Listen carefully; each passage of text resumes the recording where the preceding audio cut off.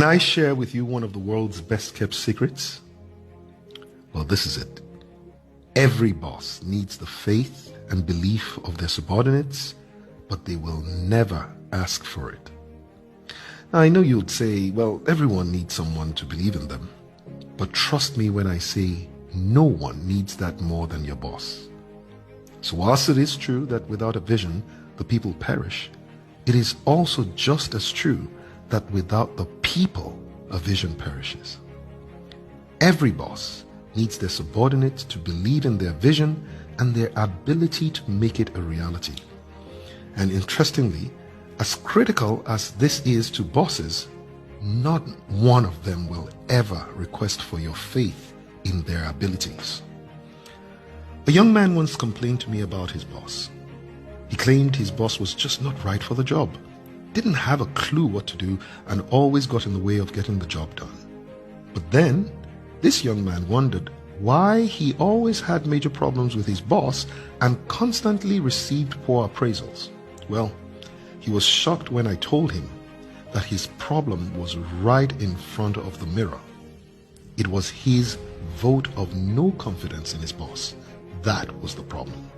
Now the big question is, how then does your boss know whether or not you are a believer? Well, you might not realize it, but your words and actions will always expose your innermost beliefs and your deep-seated convictions. So, if you don't believe in your boss, it will show. Your doubts and disbelief will shine through in your countenance, your arguments at staff meetings, and your discussions with your colleagues. And in some really bad cases, some people have gone as far as expressing their doubts before other members of the management team, and sometimes right before their customers, or worse still, their competitors. Unfortunately, people who badmouth their bosses never impress other high achievers. So, please, please, please, please, resist the temptation to make your boss look bad just so that you can look good. It simply is not the way of champions. It is true that your boss may have weaknesses, but everybody does. The fact, though, is that your boss also has strengths. Have you noticed that if you look at a newspaper through a magnifying glass, the small prints under the glass become bigger and everything outside the scope of the glass tends to disappear? This is simply because, as the wise Mike Murdoch once put it, focus creates blindness. And so I explained to the young man that if he chose to focus on his boss's strengths, he will increasingly become blind to his boss's weaknesses.